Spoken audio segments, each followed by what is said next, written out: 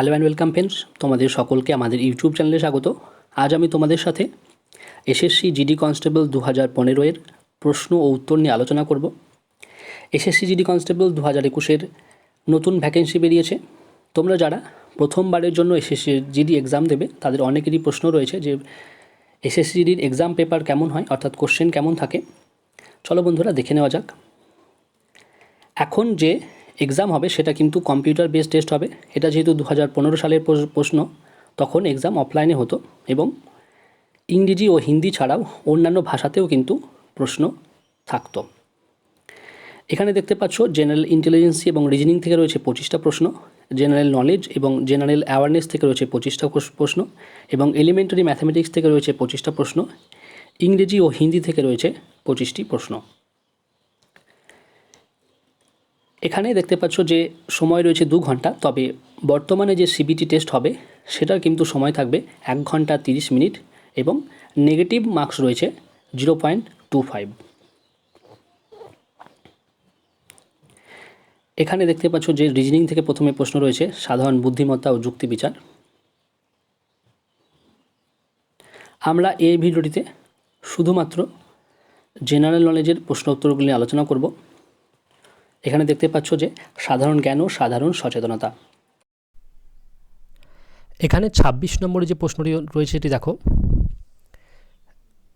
শেরশাহের মহত্ব কিসের মধ্যে রয়েছে?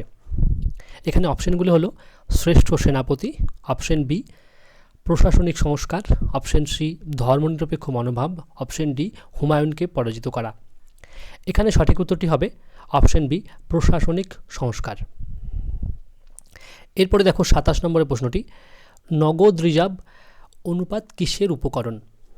এখানে অপশনগুলো হলো এ রাজস্ব নীতি, বি কৃষি নীতি, সি কর নীতি, অপশন ডি মুদ্রানীতি। এখানে সঠিক উত্তরটি হবে অপশন ডি মুদ্রানীতি। এরপরের প্রশ্নটি দেখো 28 নম্বরে যেটি রয়েছে, অর্থনীতি মানব নির্মিত উৎপাদন উপকরণকে কিভাবে শ্রেণীবিভাগ করেছে?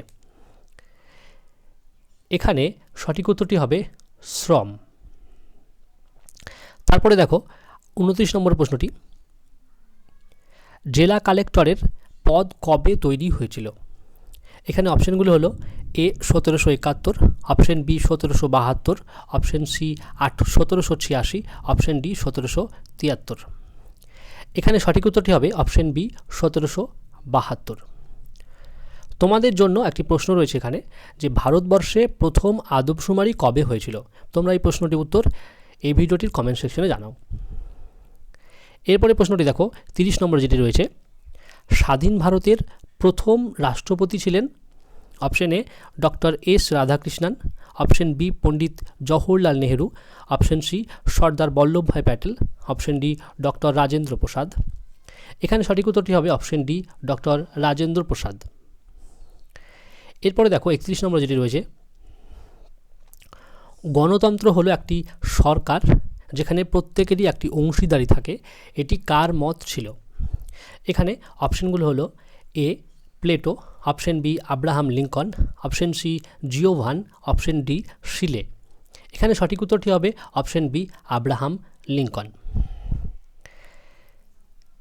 এরপরে দেখো 32 নম্বরের যে প্রশ্নটি রয়েছে, নিম্নোক্তগুলির মধ্যে কোনটি স্বপোষিত? এখানে অপশনগুলো হলো এ মাশরুম, অপশন বি ফড়িং, অপশন সি প্রজাপতি, অপশন ডি শৈবাল। এখানে সঠিক উত্তরটি হবে অপশন ডি শৈবাল। এরপরে দেখো 33 নম্বরে যে প্রশ্নটি রয়েছে, নিম্নলিখিতগুলির মধ্যে কোনটি অমাত্রিক রাশি? এখানে সঠিক উত্তরটি হবে অপশন সি বিকৃতি। এরপরে দেখো 34 নম্বরে যে প্রশ্নটি রয়েছে, দিল্লির কোন সুলতান নির্মম বলপ্রয়োগে নীতি অনুসরণ করেছিলেন? এখানে অপশনগুলো হলো Iltutmish, option B Alauddin Khalji, option C Ghiyasuddin Tughlaq, option D Balban. এখানে সঠিক উত্তরটি হবে অপশন ডি বলবন। এরপরে দেখো 35 নম্বরের যে প্রশ্নটি রয়েছে, সবচেয়ে ছোট মহাসাগর কোনটা? এখানে যে অপশনগুলো আছে সেগুলো হলো A Arctic, option B Bharat, option C প্রশান্ত, অপশন ডি আটলান্টিক। এখানে সঠিক উত্তরটি হবে অপশন এ আর্কটিক। তোমাদের জন্য একটি প্রশ্ন রয়েছে, সেটি হলো সবচেয়ে বড় মহাসাগর কোনটি? এই প্রশ্নটির সঠিক উত্তর তোমরা এই ভিডিওটির কমেন্ট সেকশনে জানাও। তোমাদের বলে রাখি, আগামী দিনে যে এক্সাম হবে তার প্রশ্নের লেভেল বা মান কিন্তু এরকমই থাকবে। তোমরা এরকম ধরনের প্রশ্নের জন্যই কিন্তু নিজেকে তৈরি করে রাখো। এরপরে দেখো 36 নম্বরে যে প্রশ্নটি রয়েছে, কৃষি কীভাবে ভারতীয় শিল্প বিকাশকে উন্নত করেছে? এখানে অপশানগুলো হলো এ শিল্পজাত পণ্যের বাজার খুলে দিয়ে, অপশন বি শ্রমিকদের খাদ্য ও জামাকাপড় দিয়ে, অপশন সি কাঁচামালের যোগান দিয়ে, অপশন ডি উপরের সবকটি। এখানে সঠিক উত্তরটি হবে অপশন বি শ্রমিকদের খাদ্য ও জামাকাপড় দিয়ে। এরপরে দেখো 37 নম্বরে যে প্রশ্নটি রয়েছে, বিসিজি টিকায় সি বলতে কি বোঝায়? এখানে অপশানগুলো হলো A chlorine, option B cadmium, option C কাফ, অপশন ডি ক্যালমেট। এখানে সঠিক উত্তরটি হবে অপশন ডি ক্যালমেট। এরপরে দেখো 38 নম্বরে যে প্রশ্নটি রয়েছে, বায়ুমণ্ডলে মজুদ সালফারের অক্সাইড বৃষ্টিতে ধুয়ে গেলে কি ঘটতে পারে? এখানে অপশানগুলো হলো এ মাটির পিএইচ হ্রাসপ্রাপ্তি, অপশন বি শিল্পজাত ধোঁয়া গঠন, অপশন সি জীবাশ্ম জ্বালানি মজুদ নিঃশেষ করা, অপশন ডি হ্রদে ইউট্রিফিকেশন। এখানে সঠিক উত্তরটি হবে অপশন এ পিএইচ মাটির, অপশন এ এখানে সঠিক উত্তরটি হবে অপশন এ মাটির পিএইচ হ্রাস প্রাপ্তি। এরপরে দেখো 39 নম্বরের প্রশ্নটি, এখানে প্রশ্নটি হয়েছে বাতাসে দূষণের উপস্থিতি সাধারণভাবে পিপিএম দিয়ে প্রকাশ করা হয়, যেখানে পিপিএম হলো option A parts per million, option B purity per microgram, option C pollutant percent measures, option D particles per mole. এখানে সঠিক উত্তরটি হবে option A parts per million. এরপরে দেখো 40 নম্বরে যে প্রশ্নটি রয়েছে, জল জমে গেলে তার ঘনত্ব অপশন এ কমে যায়, অপশন বি একই থাকে, অপশন সি শূন্য হয়ে যায়, অপশন ডি বেড়ে যায়। এখানে আমরা এই উত্তরটি সকলেই জানি আশা করি, অপশন এ কমে যায়। এরপরে দেখো 41 নম্বরে যে প্রশ্নটি রয়েছে, ইন্টারনেট প্রযুক্তিতে ইউআরএল পরিভাষাটি কিসের জন্য ব্যবহৃত হয়?